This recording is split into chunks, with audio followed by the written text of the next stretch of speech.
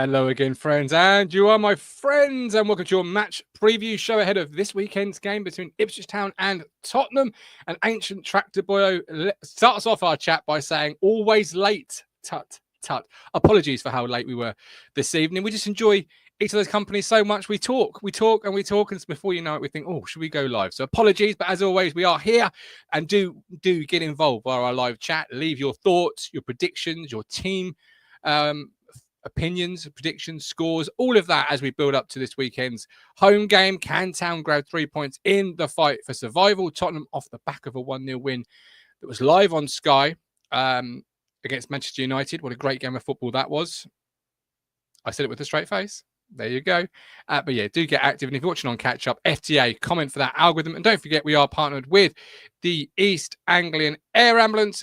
If you want to help save lives and have the chance to win £1,000 every week, play the East Anglian Air Ambulance Lottery. By playing for just £1 each week, you're helping to keep their yellow helicopters flying. The East Anglian Air Ambulance Lottery creates 18 winners each week, with prize ranging from £50 to £1,000, over 18s only. T's and C's apply. Link in our description.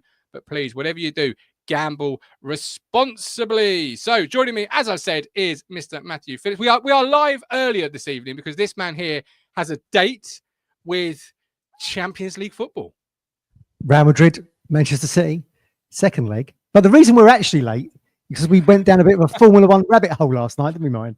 Tell everyone what it was. Did.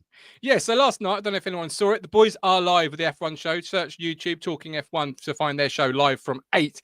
But it was the F1 75 livery announcement. I'm not quite sure what the total of the show was, but basically, Matt, the teams announced all of their liveries in a star-studded performance. You know, Jack Whitehall hosting, Machine Gun Kelly performing, some other performances, and each team had a video. It was like the Eurovision Song Contest, but for car livery, because each time the cars came out, there was a video package to do with whatever they were trying to sort of tie in their car with. But yeah, I put it on for 10 minutes and didn't turn it off.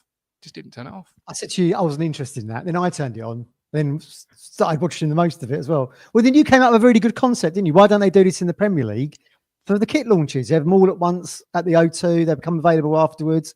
Players, managers. That makes total sense to me, I think. Yeah. So given the broadcast, yeah. So it was broadcast around the world. It was held at the O2 Arena. And I said to you, I wouldn't put this past the Premier League, that this is what happens next. This is the next evolution in kit announcements. Can you imagine it, right? You know, you've got the 3 promoted teams, and then in order of the league table, building up to the champions, each team comes on with, let's say Ipswich Town are there, Mark Ashton, Kieran McKenna, Sam Morsey in the new kit. They discuss the kit, the thoughts behind it, the ties in, the whys, the therefores, and then afterwards, each kit is on sale. Genius thinking, this, Martin. This is why you're the podfather. You can't have these creative ideas. I just think there's money in it, and where there's money in it, exactly. You should pursue it. And I think it'd be a great idea. You know, I really do. Talking of other great ideas, 3 points this weekend would be one of our better ideas. Let's be honest, it really would. Should that idea ever get off the ground, I'm hoping Ipswich should be a Premier League club in order to take part in it. Yeah, absolutely. But let's start with the medium of good news. Magician in CISO. We believe it's not that big of an injury. We're talking weeks, not months. That's a relief, right? Yeah, absolutely. I mean, the Paraguayan national team's chief doctor has got involved, hasn't he? Been looking at scans and all sorts. And it just sounds like it's swollen and will take a few weeks to heal. So you think he's going to miss? So he's going to miss Spurs, Man United back to back. Then we got the cup, which he wouldn't have played in anyway at Forest. So could he be back for Palace away, March the 8th? That's hopefully a target date. That's hopefully the target date. It's great news to have him, as in, like, it's not months. That's such a great relief. The worry was you wouldn't see him again. That was our worry, wasn't it? Yeah, it was. Yeah. You know? I mean, with that, you'd have said that's typical Ipswich luck, wouldn't you? Get this really good player in. He does a couple of cameos, a full appearance against Southampton, and then we don't see him again. It would just be typical, wouldn't it? But fingers crossed, he might come back for the run-in, which is fantastic. Really good news. But of course, it means we're going to be without him for the next 2 league games and clearly the cup game. Can't blame that anyway.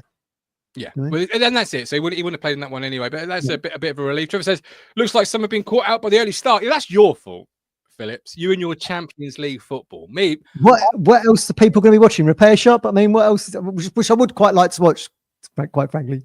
But Real Madrid Man City, it was a great game last week. Yeah, great my game. life ain't going to be changed if I watch it, and it ain't going to be changed if I don't watch it, and I won't be watching it. I'll set my stall out nice and early. I did see the first leg, although Celtic nearly came so close last night to... Game's 90 minutes, isn't it? Actually, it was 90+4, wasn't it? Munich scored the equaliser. There was a big chat in our Discord around it. Everyone was kind of bigging Celtic up, and then just stopped dead. I noticed that this morning when I logged in there. You went, "Where's it all gone? Where's it all gone?" Yeah, tumbleweed. Forever the the fisherman. You know, just sort of dangling that line. We've got referees to talk about. When don't we have referees to talk about? Obviously, we've got the appointment for this Saturday. But before we do, you got Dermot Gallagher on Sky, which I find a pointless show. I'll just set my stall out there nice and early again. It's massively pointless. Yeah, I don't know if I've ever seen a more pointless show. But he claims he thinks the referee is actually too close to the incident of Axel Tuanzebe's first foul. I've heard all the excuses in the book, Matt, but I have never in my life, and I'm 35 this year. No, last year I'm 36 this year. Heard a referee was too close for a it was ridiculous. The Crystal Ball Chandler sent me that originally. He said, "Check this out. The ref was too close." I mean, just ludicrous. I don't see the point of that anyway, because Dermot Gallagher or whoever it is, whenever you've got ex-referees talking about the current referees, no one ever criticises them, do they? And we knew it was bad enough for Kieran, who never criticised referees himself, to go on and say we weren't getting the rub of the green. But why they can't just say, yeah, he made a mistake? What's, you know? Yeah. You know what I mean? Because Axel's going to miss the game regardless now anyway, so he's not going to get re-refereed or anything. But yeah, I just think it's stupid. I mean, it's just ridiculous. I mean, ridiculous excuse from Dermot Gallagher. He was too close. I've never heard it in my life before. Never heard that the referee was too close to an incident ever. When that community comes together and starts protecting itself with just feeble excuses, it gives no fans, managers, players any confidence in that select group of referees moving forward, does it? And it also, if you're a producer of that show, for me, it devalues it a little bit because you start to turn off. I've not seen it since the early part of the season because you're thinking you're not going to hear anything new, as it were, right? No, exactly. You'd probably be better off actually having someone like Howard Webb on there, someone who's current, oversees it all, and actually just giving it a bit of transparency. We know he goes around the clubs because obviously him and Mark Ashton met earlier in the season, and I don't think there's anything wrong with saying he made a mistake. He's only human. We're not expecting robotic decisions here. He ain't going to change regardless. Anyway, Axel's going to miss the game now, so it makes no difference. But you could draw a line back through all the season, can't you, with various things? And we're going to come up with the referee in a minute, aren't we, from the Leicester game? But I don't see why they can't be more transparent. Yes, he made a mistake. Exactly. I think it's funny that you mentioned that because that's where we're leading on to the conversation. But it's funnily enough, I think it was that week I kind of stopped watching that show when it was and I think it was it Stephen Warnock was in absolute amazement of what he was hearing, and the referee and the referee at the time, I think it might have been Dermot Gallagher then, I'm not quite sure, I can't quite remember, was sort of defending that situation of, I think it was a penalty against Connor Chaplin. And funnily enough, the referee of that Leicester game is referee again this Saturday. What are your thoughts on that? Yeah. What did they say in Only Fools and Horses? Cosmic, there, boy. Cosmic. Yeah. I mean, that was a funny spell in that Leicester game, wasn't it? Because we thought we should have a pen. Yeah. And whilst the play carries on, Calvin gets sent off. And then no one really knew what would have happened next. As it turns out, we would have got the pen and would have still been down to 10 men, which again, I just think is a really weird law of the game. But there you go. But look, no two games are the same in the Premier League, particularly. So I mean, I don't think we should hold that against this referee moving forward. You've got to hope that won't impact or anything. But yes, when we go back to referees making mistakes or decisions or VAR decisions that he's taken with the help of his officials, doesn't instill confidence, does it? Because we've had the chat in the discourse this week's been going, are we going to get anything out of this game now? Got the Leicester ref. Yeah, so I don't see it that way. I'm not actually bothered.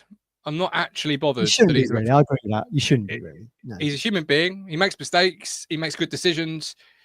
He was absolute utmost on Saturday to perform the job to his highest ability, and what will fall will fall. we might be walking out of there having got a penalty. The people are saying, "Oh, we've seen it back on VAR. It's a little bit of a soft incident." We might be going, "Wait, what a great referee!" What's gone is gone. What's to come is to come. You've just taken a leaf out of Dermot Gallagher's briefing book, haven't you, for Sky Sports? Yes, I borrowed it. Yeah, you are right, though. You are right. Hopefully, it shouldn't impact. I mean, let's hope they might feel a bit sorry for us. Oh, well, it shouldn't have been a red card last week, etc., the double booking. Doesn't really work like that, does it? But it'd be nice to think that it did. Another meeting with Howard incoming. If there is a few decisions that go against us. Yeah. Trevor says it's just referees union protecting each other. You got referees union, goalkeepers union. Yeah. Of course, you want to stick up for your colleague and your friend and whatnot. Behind closed doors, it'd be a completely different conversation. You ballsed up there, but in front of the Sky cameras, etc. Yeah, they'll just go with the party line. It's like asking a teammate to come out on TV and really sort of dissect performances. I've only ever remember one teammate doing that, Roy Keane, MUTV. Do you remember it? But you don't often see it. And referees, obviously, they're a team on the pitch of 4, but they're ultimately a wider team and a brotherhood of, a community of them, because they haven't got teammates. That's them. They've not got 22 other people in a squad with them. That is their squad. So it used to be when Howard was a referee, you obviously refereed the World Cup. It used to be that he would always have the same linesman and maybe not the fourth official, but certainly you'd have the same assistant referees each time. So they would come as like a unit, a 3-man unit. So whether or not that's still a thing and referees still get to choose who their assistant referees are going to be, I'm not sure. But we'll just have to keep our fingers crossed and hope. But we haven't, when you actually think about it, and you've had the debate in the Discord this week, we haven't had too much luck, really, have we, with refereeing decisions? As I said earlier on the show Sunday, we've had 3 reds against us, yet people on yellow cards against us have not had a second. And I can't believe that across 25 games. No, we've not had a red card against us yet. No, it's true. And I wouldn't be. I know you say that you don't know if they can keep the same officiating crew together. I wouldn't be against a Rod Stewart type draw on a Thursday. Just Rod Stewart there sticking his hand in the bowl. Rod Stewart to do it. Pulling out names of different officiating crews. I wouldn't be against that. That's the case. Televise it. I think you get a few thousand. O2? Not quite the O2 levels, is it? It's not quite the O2 level. It's certainly a YouTube production. We've got Charlie says too close. What a load of old tosh. Every excuse in the book should have seen that Tuanzabe's tackle was fair. Mike D, very spot on, Mike D. I'd rather talk about these referees next season though. Got to stay up. We absolutely, I agree. Agree with that. We actually have got to stay up. Ancient Tractor Boy says massive mistake by that ref. Axel had something in his pocket in at White Hart Lane. We could miss him this Saturday. He was very good in that game, wasn't he? Well, we were very good as a team unit in that game, weren't we? We defended brilliantly and attacked really well. And they kind of doubled up, didn't they? Tuanzebe and Johnson doubled up on Son to kind of keep him really quiet. And end of that game, really, Spurs were just reduced to half chances around the box. Yeah. I mean, we say Villa was our best performance of the season. It probably was, given the context of 10 men and taking the lead. But certainly a 3 points. No one thought he was going to get 3 points at Tottenham Hotspur Stadium, did they? At least of all the Spurs fans who thought they were just going to rock up and get a 4 or 5. So, yeah. But yes, so Tuanzebe would have been fantastic for us, sadly, but not available. So, what are your thoughts heading into the game then? I've seen a lot of people on social media, on Discord, saying, got to be at least 4, but 6 is obviously what we should be getting out of these two teams. They're not the greatest. I've seen people write, etc. And I've responded back. There's still two teams full of world-class players that if they're on their day, are going to hurt you big style. Yeah. I'm going to have to be at maximum on both. But how are you feeling heading into this Tottenham game? Where's your mindset at? Are you confident of something? Are you expecting something? Or are you going to think it's going to be a really tough situation? Well, it was on my list of games that I thought we could win, just for the Spursy factor. You can never underestimate the Spursy factor, can you? They've had their win now, so they could. Yeah, exactly. It stands to reason they'll come to Portman Road and get rolled over. I had Spurs as one of the. Look, if we beat them at their place, we can beat them at home. But there's so many factors to take into account, isn't there? I think they've got some players coming back. But so many injuries. The keeper's back now, isn't he, Vicario? I think he played against Manchester United. He did. Kinski, that Czech kid they brought in for about 10, 12 million, he's gone to the bench, which is a shame because he'd started quite well and started looking shaky after that. So it'd be nice to see them all stand in his ear. But yeah, so it seems like Vicario's back. But certainly, yes, I listed this as one of the games I thought we could get something out of. And historically, look, the games have been few and far between. We've done all right against Spurs in the Premier League at Portman Road. Let's hope it continues on Saturday because we've got to, the gap to Wolves is now 2 points. They go to Bournemouth. We've got Spurs. There's a real chance to get out of the relegation zone now this weekend. Yeah. And while it's 2 points or less, it's still in our hands with Wolves still to play and all of that. So, a big opportunity coming up. And Mike D asks, would you boys stick to the same formation as Villa or would you add another attacker? Before we get into the 1 to 11, which we're going to do now, are you staying with the same formation or are you adding another attacker, as Mike D asks? It's quite similar to what we did against Villa with some flexibility in there to change up the formation in and out of possession. So, but yeah, similar to what we saw at Villa. Yeah. Shall I make it very easy for you? I'm sticking with the same formation as Villa and I'm making 1 change, 2 changes. So first change is forced, which is Ben Godfrey coming in for Axel Tuanzebe. I've got that as well. Yeah. And if Leafs makes sense that Godfrey, I think. Yeah, it does. I mean, how much longer can you keep an England international on the bench? I mean, it's an argument for Wolfenden to play, isn't it? Because he did very well in that half. He did very well. But of course, you've got to take in Son being on the left-hand side of that free that Spurs will bring to Portman Road. It makes sense to me to have an international, albeit 2 caps, still enough. It makes sense to have Godfrey there for me. Plus, he's got the pace to deal with Son as well, I think. Yeah. Yeah, absolutely. It's really tough on Wolfie. And if you turn up Saturday and Wolfie's playing instead of Godfrey, it's not like that's a huge drop off. There's no drop off because we've not seen enough in Godfrey to say there is a drop off in that quality. And Luke's done really well. So if Luke's starting, you're not going to be disappointed. You're going to be just as confident and comfortable as it was Ben Godfrey. But you're right. How can you swap one bench for another bench and then continuously? You've got to have that opportunity at some point. You'd feel. But then my only other change would be Leaf for Townsend if Leaf was fit. If he's not, then Townsend stays. That's mine. Nice and easy. If Morsey's fit, he sits on the bench because it's Phillips and Karius for me. Well, but what are you thinking? What's your team? Well, certainly Palmer keeps his place. Do you think he did enough at Villa Park to keep his place, Palmer? Yeah, probably just. Of course Colin phoned me up very excited about Palmer's performance. He said that was one of the best goalkeeping performances he'd seen in an Ipswich shirt since Mike Richard Wright.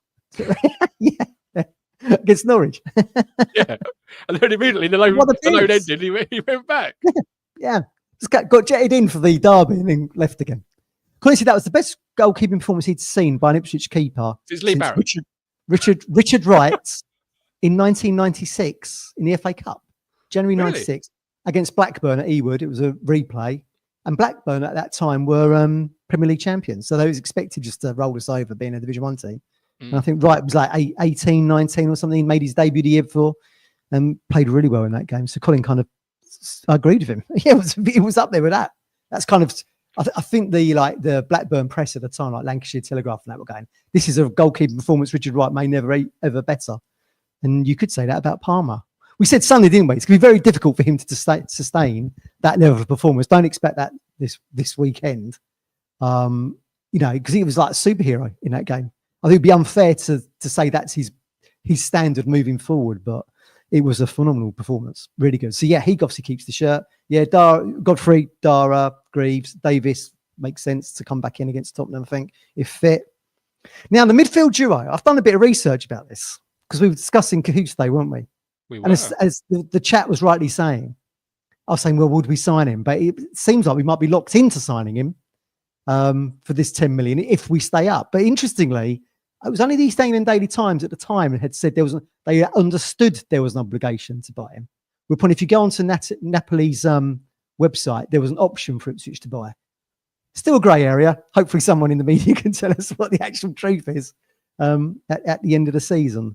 But did you know this season, Mike, we've had 5 midfield duos. So Morsey Cahoost obviously is the front runner. Then you've got Morsey Phillips Cahoost, Morsey Massimo. They started the season. Everyone forgets this. Liverpool, Manchester City. Massimo played very well in that Liverpool game. He's not featured since, really, other than the bench. And one that's gone under the radar is Morsey Taylor. where Taylor played very well in that match. It again gets overshadowed, doesn't it, by the fact we concede 2 in 88th, 89th minute and lose the game. But I thought that was a very good combination. But Moors and Cahoose have had 11 games together this season, started 11 games this season. We know Cahoose doesn't really finish matches. And that was another thing we were chatting about the weekend. Has he done the 90 minutes? Well, I looked in and he did 90 against Spurs and got subbed, and did 89 against Brentford and got subbed. So he's been there or thereabouts. But the point I'm trying to make here, Morsey Cahoose is the combination I would go with on Saturday, due to the fact that out of the 11 games they've started, we've had all of our wins have come under them, and we've actually had 12 points with that duo in midfield. We know Tuesday doesn't always finish the games, but certainly that is a great return. That's just over 1 point per game average. When you consider we're under 1 point a game for the season, makes sense that it seems to be that the job lot of our points are coming from those two. Who would you have in midfield? I'd have the same two as Villa. Phillips, so you go Phillips Cahoose, yeah. Well, they've started 4 games together this season. So Brentford, Arsenal, Brighton at home, and Villa. They've only had 1 point out of those 4. Yeah, but I think that's where stats are misleading you a little bit. Because you are correct. The midfield two that have sort of delivered those points, but there's also a lot more factors that go into a game of football than obviously who your midfield two were on that day, as to why you got your points. And you talk about the 4 games there. Arsenal away, we didn't get a sniff of the ball in the first 45. Optal, I tell you that they got a whole new stat for us. Wheeled it out, didn't they? Yeah, I mean, look, there's lots of mitigating factors around it. You've got to have a keeper that's not making errors, and you've got to lap helps scoring the goals. But it was just very interesting to me that Morsey and Coos seem to be performing very well together as a pair when they start the games, and that's where the bulk of our points have been. But the only issue I've got with Cahoose is that in the Opta stats will tell you in the final third, he's like Janoy Donatian, doesn't appear whatsoever, gets a nosebleed. I mean, you only have to look at Jack Taylor's performance in that Bournemouth game. I think he actually has 4 shots in that Bournemouth game. I think that's the most that Cahoose had in the whole season, and Jack did that in 90 minutes. And I think that is where we are lacking. And certainly Morsey's passing stats are really good for us. I mean, he's performing at a really high level. And Calvin's long ball passing and crosses into the box is at a high level as well.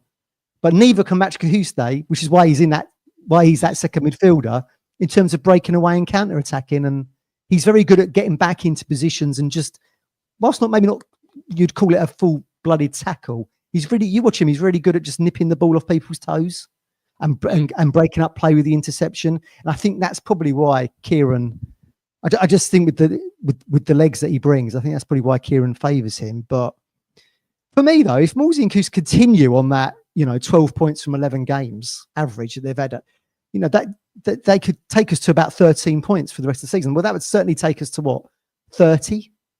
Mm-hmm. And then what did Forest stay up with? Luton, third bottom, went down with 26 last season. Forest, I think, had 4 points taken off, didn't they? Finish on 32. Whether or not it's going to be that low this season, I don't know. But I mean, there's nothing from Wolves or Leicester to suggest that they're suddenly going to put on 3-4 wins back to back and do an Everton and sail into mid-table. I can't see that particularly. But that just, that little bit of research I did there today suggested to me why Morsey and Tuesday seems to be the go-to for McKenna. But like you say, lots of variables. You're reliant on a good goalkeeper not making errors, and you're reliant on Delap taking the chances when he's got them. But maybe that would just give people a little bit of context as why they go to that. So what you're saying is, not necessarily the eye test is not matching the stat test. The stats aren't meeting up with what your eyes or what you perceive your eyes are telling you. Because, I think it's fair to say a lot of fans, probably me included, would argue last couple of weeks, last couple of games, midfield two, when it's has really struggled. It's really struggled in there. And I you're now telling me the stats aren't necessarily meeting what the eye test is. Yeah, I think so. I think so. I mean, look, you did the poll the other day, didn't you, Sunday, and everyone said they'd sign Tuesday. It was like 89% or something. Like that. Yeah. Yeah, absolutely. But and for Morsey as well. I've said on this show, and I've said on things like the Anfield Wrap as well.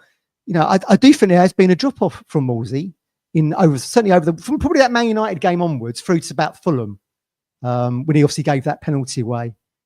Yeah, he's been a bit hit and miss really for whatever reason, but his stats, when compared to other midfielders in the Premier League, Shows you how well he started the season, really. Still stack up. I'll tell you one thing we don't get from Morsey this season. You know, if you look back on some of the highlights last season, he used to get the ball, didn't he? Round about, I'd say, just either side of the D and float that ball over onto the far post, which is something that Phillips does. But I've not really seen from Morsey this season. We scored a lot of goals from that, didn't we? I mean, he's only got one assist all season, which is the pass from the right-hand side to Leaf to volley in against Leicester, which was a really, you know, that has been few and far between, but was such a staple of Morsey's game in the Championship. Maybe, you know, things change, positions better, tactics slightly different, maybe. A lot of those things. I just think the issue I have with the two midfield players, if it is Karius and Morsey, is that Morsey predominantly sits in that central midfield, rarely breaks over the lines now, as you're sort of saying there. It doesn't really often arrive as often as he used to into the box. Perhaps his role this year is to sit and protect and screen the back line. And the problem with playing Karius next to him is that Karius is a bit of a player that goes side to side as opposed to up and down. You know, he likes to move across the midfield line as opposed to up and down to box traditionally. You know, and that's where often see him arriving late, for example, in the box. No, not at all. Not that midfield play. He's you know, he works across the pitch as opposed to up and down, and that's the issue, isn't it? So where you're losing offensively with Morsey, you ain't getting it from Tuesday either. No, they're too similar in that regard. Then but they have been at the forefront of getting us 12 points. You know, out of our what we on 17 from their 11 games. So you can see why McKenna goes to them. But certainly, you know, Phillips' sort of crossing stats and stuff of that nature and passes stats are much better than Tuesday's as well. But what I think it does tell us is actually we need an upgrade in both. Oh yeah, if we stay up, which is why I've got and certainly, you know, see if Tuesday came down to the Championship with us and we could buy him into the Championship, he'd look world class in there. 100%. He'd look world class in there. That is a great signing in the Championship, I think. But it's a great signing in the Premier League. We had this on Sunday. It's a great signing in the Premier League. If he can get his fitness. If he can get his fitness, but he's lacking in that final third for me. I mean, what were the goal scorers last season? Morsey 3 or 4, Mass about the same, I think. Jack Taylor probably. So we probably had about 10 goals maybe from that midfield central pair last season. We've got, as the lads were saying on Discord, it's 2 this season. It's Morsey's deflected goal against Southampton and Jack Taylor's header against Wolves. So that's why I think if we are to stay in this division next season, you know, you're probably looking at a bit more of a goal threat or more of an offensive threat from the two, but got to get there first, obviously. We have, yeah. And I think the big conversation obviously lends itself to the formation you play. I think if you play a back 3, it goes to a 5 out of possession. Those midfield two as a combination, and even more seeing Phillips as a combination, it's just too defensive. You're then committing too many players as a defensive responsibility, and not enough players with the ability to go and break into the box and affect it. With a 4-2-3-1, and you've got predominantly 4 attackers and obviously Leaf if he plays 5, you can afford to have a player that sticks in the middle and another one that sort of shuttles the lines across the field, because you've got those players that you've committed. If you keep to a back 3, 5 out of possession, those two as well, you're effectively saying we're playing a back 7, which you know, the blue wall again, like we did at Villa Park. It's the Jose Mourinho Chelsea bus, you know, in the Champions League. You know, let's be honest, it's really slamming the brake on, and I just don't see that's my big issue with picking midfield too, is the formation, and then what the best two for that formation is. It really lends. I'd like to see, if you're not going to play Tuesday, I'd like to see Taylor get another go, because I think that's gone under the radar, his performance against Bournemouth. Just because of the context of the game where we lose it in the final minutes, but he did play very well in that with Morsey, and he gives you kind of what Tuesday's got, and will shoot, and that's what I think is missing. We know he's got a rocket in his boots, so he'll have a go. Like I say, he had 4 shots in that game, and I think Tuesday's 4 shots all season, so that's where we seem to be missing. That all being said, though, my midfield pairing, even though I thought Phillips and Tuesday did very well at Villa Park,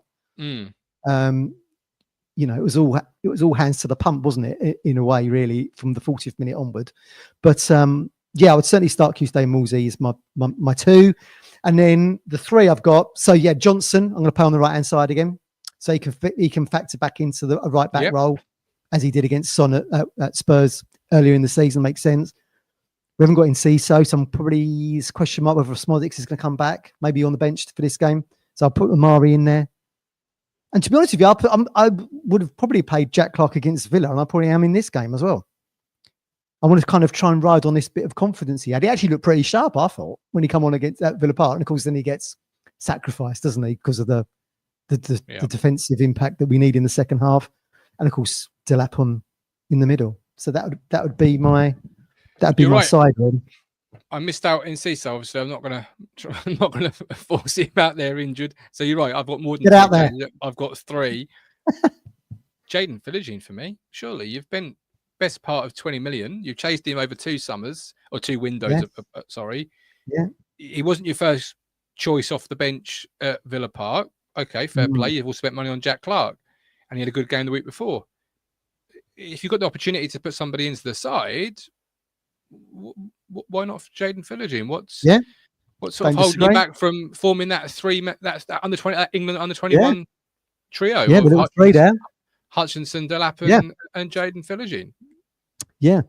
Still, for me at the moment, it's taken so long to get Clarke into a position where he could maybe break out of this.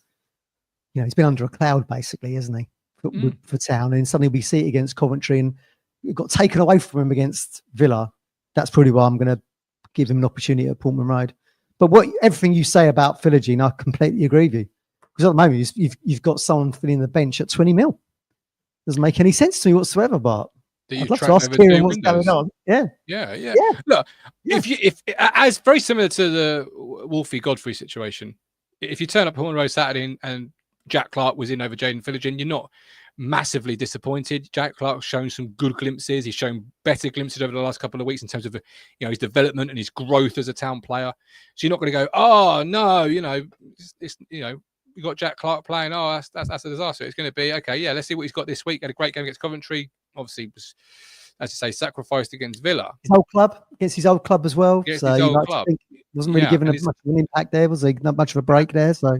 And as you remember, I was a big fan of the transfer. I'm a big fan of the player. I think there's undoubted ability in there, and you wouldn't be upset. I just come back to the tracked 1 player over 2 windows, 20 million. When you had other perhaps priorities at that point, it could be argued that you didn't necessarily feel. And I know we've got to be unified, and I'm not trying to be disunified here when I say this, but so I'm just. I'm trying my best. To be making a point without being unified. Just play who you want. You know what? In that case, I'm with you. Play who you want. Don't matter to me. And of course, you've got Broadhead as well. Broadhead in for that position. We've got so many options on the left. We haven't got them on the right anymore, have we? This is the problem we've got. This is the problem we've got, I suppose. But the abundance of options there. We'll have to wait and see. But that's the team that would be the team I'm going for. At the moment, Martin, we're tracking to finish of the season with 26 points, which is what Luton went down with. If we went down with the same amount of points as Luton, again, I've said to you, it'd be a travesty if we went down given the spaces that our 3 rivals in the relegation battle are in. We're in a much better position than them, I think, on the pitch, off the pitch, ownership, blah, blah, blah, managers. We are a much better team than what Luton were in the Premier League. Yet we're tracking to finish on the same points as them. 26. I think we'll finish more. Something's got to go. Yeah, we've got to start putting points together in back-to-back games. And as the guys were saying earlier on the chat now, Spurs, Man United. Look, we got 4 out of them, didn't we? At the start, earlier in first half of the season. Can we do it in this second half? I hope so. And there was a great point in the chat earlier from somebody in regards to Wolves. Rob Holmes. My concern is that Wolves' tough fixtures come to an end soon. Then they play the bottom 9 teams around them. But in that case, if you park the team name of who you're playing, you are playing 2 sides in the upcoming back-to-back fixtures, not including the FA Cup that's obviously coming up as well. But you are playing 2 of the teams that are in that same bracket that Rob's talking about there. Play the bottom 9 teams around them. These are 2 teams around us. Forget the name for a minute. Erase that. Man United, erase Tottenham. These are 2 teams that have struggled for form, struggled for consistency, struggled in every sense of the word you could struggle. Relegation's only not really being seriously floated because the bottom 3 sides perhaps aren't that great, and we're included in that. But if all of us were a little bit better, they would be seriously involved in that relegation battle, both sides. So part of the name, again, great opportunity to go and get at least 4 points, if not 6, from two teams around you, drag them a little bit more into it, and really give Wolves and Leicester that, that elbow in the guts as you try and make a break for it. And don't take much, does it? Look at Everton. Look at Everton. Start of January, look like we're getting relegated under Sean Dyche. Look at them now. Look at Palace. Everton. Look at Palace. Came to Portman Road. It was nothing in that game. They won 1-0. John Fleet Mateta, who I told you was a great striker, and now has stopped scoring. But if you looked at it as somebody who just arrived on planet Earth, and you said one of these teams are going to go on a great run and finish, you'd really struggle to say which one, because they were both so meh.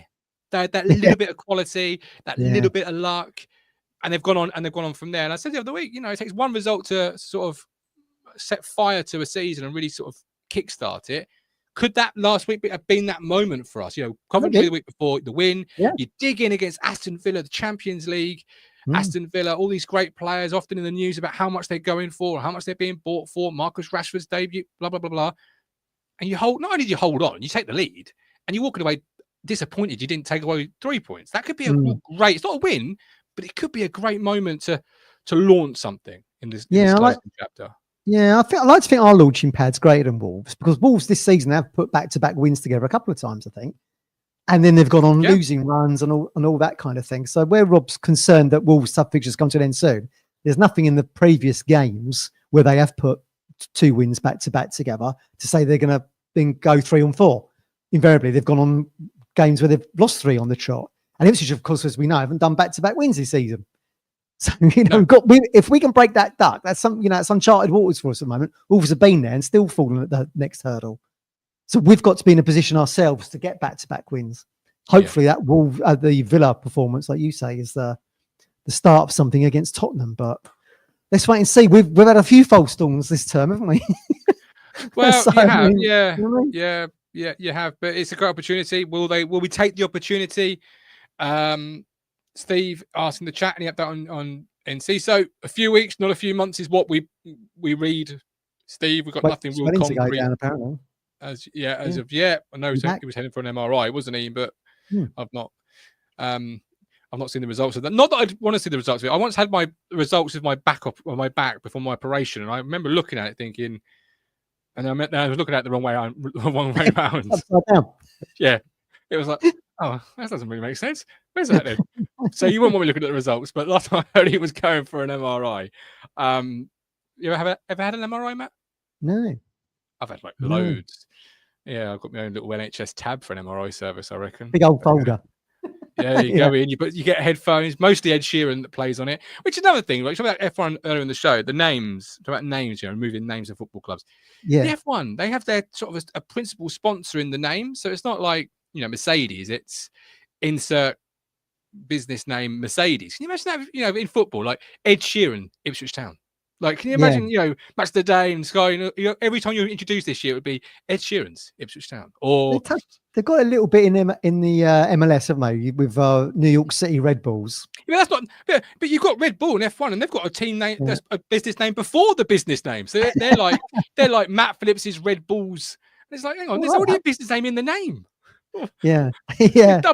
double bother there, right? But you can't. I think that's against FA. I seem to recall that's against FA regulations. That's why it's never. Can you imagine Stake Crystal Palace or Bet365 Stoke City or whatever? You know what I mean? Like, yeah, it's bad enough. The stadium's being called that, isn't it? The Bet365 Stadium at Stoke City or whatever. The Amex Brighton. Don't go there. Don't go there. They'll all be back on air again having a moan, won't they? Remember? I just found it really bizarre. Like their traditional names, leave them alone. It's a very corporate commercial thing. F1, isn't it? A certain demographic. It's kind of tailored to those kind of people with, like, I don't know, a few quid in their pockets, helicoptering into Monaco to watch it from the penthouse suite. It's all that kind of stuff, isn't it? Probably paid on by their Amex, Martin, no doubt. I've been on that track, the Monaco tracks. Lovely. I've been to Monaco. Yeah, beautiful place. Really, I'm the leg job, isn't it? It's like €20 a pint there or something. Oh, I didn't buy none. Said wander around. Got off, looked around the Monaco Grand Prix track, got back on the cruise liner, and away we went. But the wallet stayed. You know me, the wallet stayed in the pocket, mate. But in fact, the wallet probably stayed on the boat back in Southampton. Didn't even come on the holiday. What am I talking about? All right, moving it on. We'll do a score prediction in a moment. Before we do, there's another whisper, another rumour, because the F1 boys are live at 8, by the way. If you're interested in F1, Talking F1 on YouTube, try and find it. I'll put a link on the community tab. The F1 boys are live at 8, discussing all the news from last night, all the livery. Liam Delap. More teams linked with him, sniffing around him. £40 million. 40 million, Man United. For me, that isn't even going to buy his right foot. But what do you think? Yeah, it got mentioned on the BBC Gossip today. It was the lead story on that one. Man United linked to Liam Delap starting at 40 million. So again, I looked into because everyone's talking about this matching clause. It's not actually reported anywhere. All that was ever reported by Simon Bukowski, I think his name is, who's the chief writer on the Manchester Evening News for Manchester City, said that City would get 20% of any sell-on fee. So if he was going for 40 million to Man United, they're getting what, 8 million of that money. So already Ipswich was down to nearly 30 million on that transfer, and also that City had a buyback clause within that. But as we've seen with Philogene, there seems to be certain criteria around some of these things in terms of matching clauses and all that kind of thing. Again, another one that people need to probably dig into a little bit more and see what the truth of that is, if Ashton's is gonna tell you. But certainly with Man City, regardless if he doesn't go back there, he goes to somewhere else. You know, they get 20% of the fee. So, I mean, Ipswich are going to have to start the bidding high, I think, just in terms of they're not on the, you know, they get the amount of value they want from it. Which Ashton is a shrewd cookie anyway, isn't he? So you'd imagine that will happen anyway. But yeah, you say 40 million gets his right foot, yeah? Gets his right foot, doesn't it? I mean, he's getting better and better. He's got double digits. He's you know, he's a young player. He's got the English element, which obviously always comes with the English tax, as they say. The England squad, maybe. Could be in the New England squad, and even as early as April. He's the Harry Kane successor. Moment Danny Murphy said that, I bet Mark Ashley probably rubbed his hands together and thought, that's an extra 10 million quid. Cheers, Danny. You know, because excellent stuff. Yeah. Look, 40 million. I mean, Solanke went to Spurs for 65, so Craig at Winchester. Exactly. And I would say Delap's a better striker than him. I mean, it's weird, isn't it? Solanke had like England appearances like 8-9 years apart from each other, I think it was. But certainly Delap's had a better season than him, and Solanke's out injured obviously at the moment, which might open the England door for Liam. Fingers crossed. And obviously, I think I'm right in saying if Delap moves in the summer, he'd be younger than the age Solanke was when he moved from Bournemouth to Tottenham. So. And obviously that plays a huge part in it as well, the age factor, because you're only going to get better, perceivably, the older you get. Might argue. Look at how well he's done under Kieran in less than a year. I mean, nice to think that he might want to stay with us if Kieran's still the gaffer, but we'll be reliant on what division we're in, I suppose. But Liam's not an idiot. He's going to see the impact he's had and how skyrocketing his career's gone from playing on the right-hand side of a free at Hull City. So like you rightly say, scoring 10 goals in the Premier League, and we're not even out of February yet. Yeah, and it's all down to Kieran and his staff. But this is it. You know, an extra year with McKenna, obviously, in the Premier League, another double-digit season. You're going to be looking at a lot more money. Obviously, the financial regulations come into play a little bit, don't they? Because teams they can obviously splash cash, and they find ways to splash cash. But it'll change next season, isn't it? I think it's it's changing every week, mate. Like, who can keep up with it, right? Yeah. You have to be an accountant to be a football fan these days. Like, it's a nightmare. But it'd be interesting. And you know, Mike D says in the chat, how come nobody knows anything about Delap's contract? I'll be gutted if 40 million is the price City can buy him back for.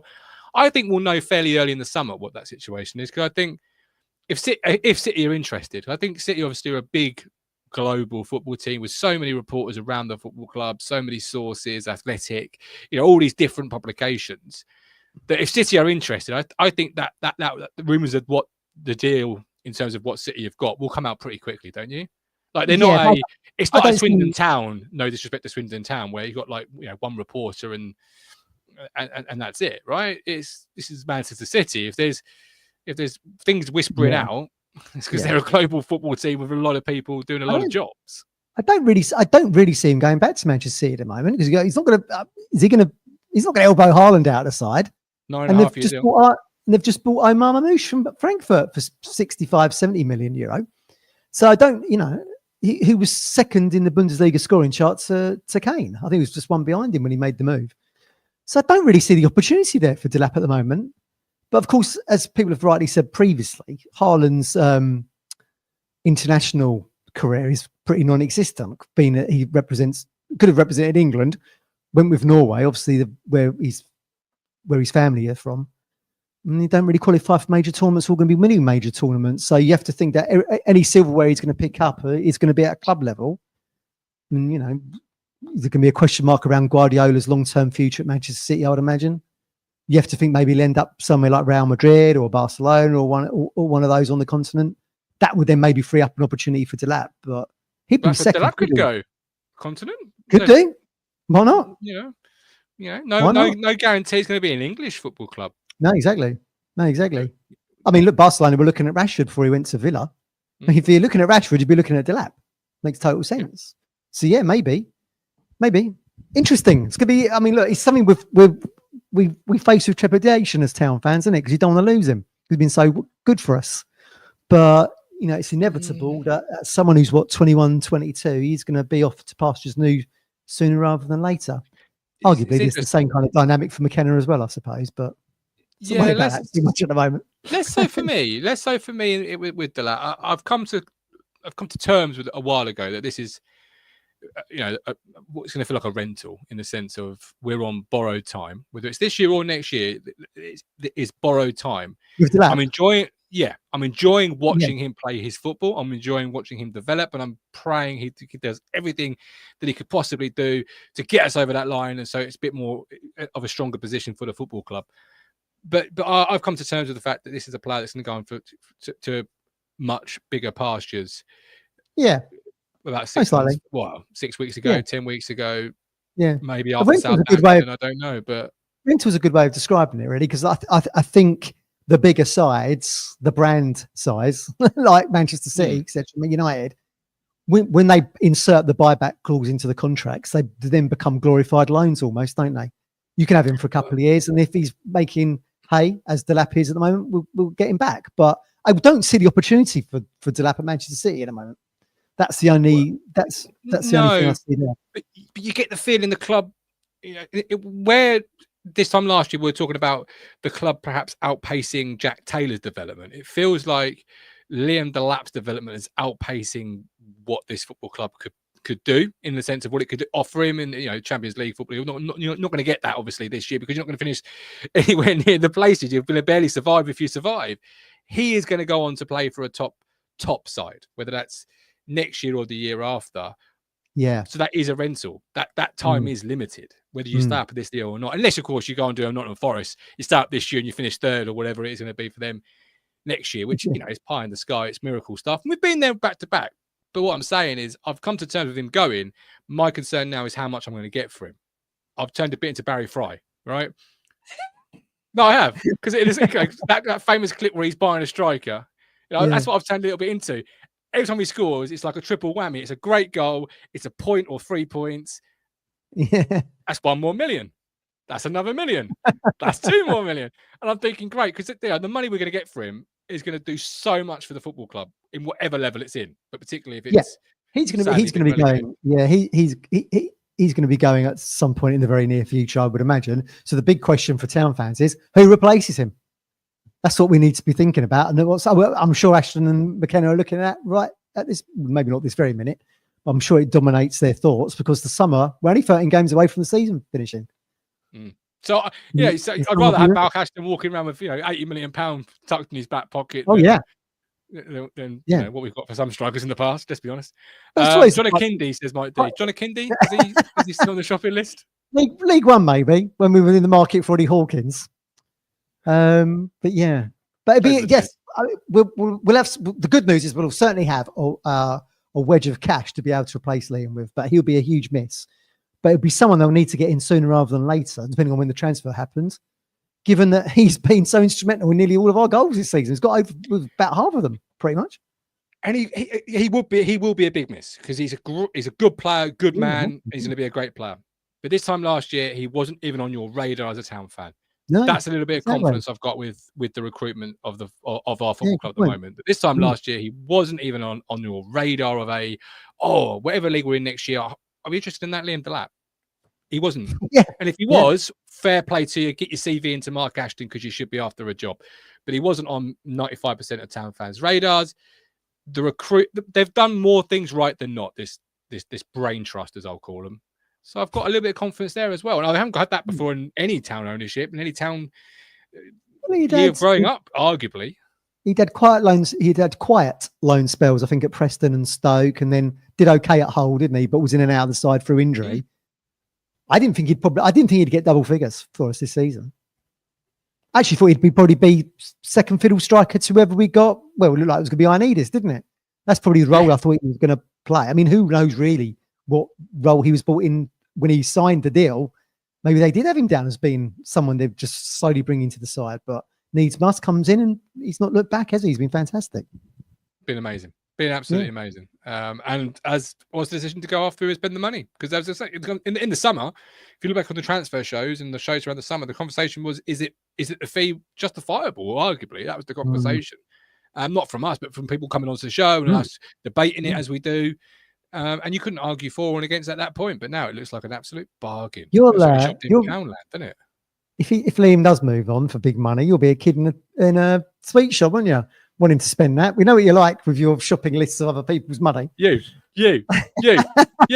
Oh, mate. Yeah, you tell me they've got a budget of 70 million. Oh, I'll be like, Lagos catalogue. Page 33. I want that midfield player. Page 42. I want that striker. I want that one. I still want Ioannidis, so we'll see where that one goes. We'll see when that one goes. But yeah, it's absolutely bargain. It looks like you've shopped in Poundland in terms of price, but bought a Ferrari in terms of car performance. It's 15. If the lap was 15 million, right, going to 20, I think it's 5 million of add-ons, whatever they would be. I mean, and he scored 10 goals for us already. So. Yeah, if he scores 10 more, we stay up. It'll be the £150 million man, really, wouldn't it? Let's be honest. All right, score prediction as we move on over, because the F1 boys are coming in. Yes. Saturday, 3 p.m. What's your score prediction going to be, my friend? I'm going to go. I think the last time we played Spurs at Pullman Road, we beat them 2-1. And I'm going to go for that again. 3 points at Pullman Road. 2-1 win. Happy days. In front of the being built Northstad. Live on Sky. Yeah, it might have been, Yeah, it was lunchtime kickoff, I think. Yeah. Yeah. Was it around the same sort of time we played Leeds as well at home, and we had Venus whipping a free kick that Marcus Stewart headed into the net in front of the boarded up? I think that was earlier in the season. I think this was maybe January, February time. So yeah, similar. I've seen the video. I've seen the video only recently. Yeah, I think it was going into the new year. We went on a little run, didn't we? We lost at Charlton 3-2. And then we went on a really good run that culminated at Everton in March. It looked like we were going to stay up, got to 12th, and then down the trapdoor we went. It was a false storm. Yeah. But there's up on YouTube. That is, I think, that video you're talking about. Check it out, yeah. I'm pretty certain it was 2-1. I think maybe Ledley King scored for Spurs.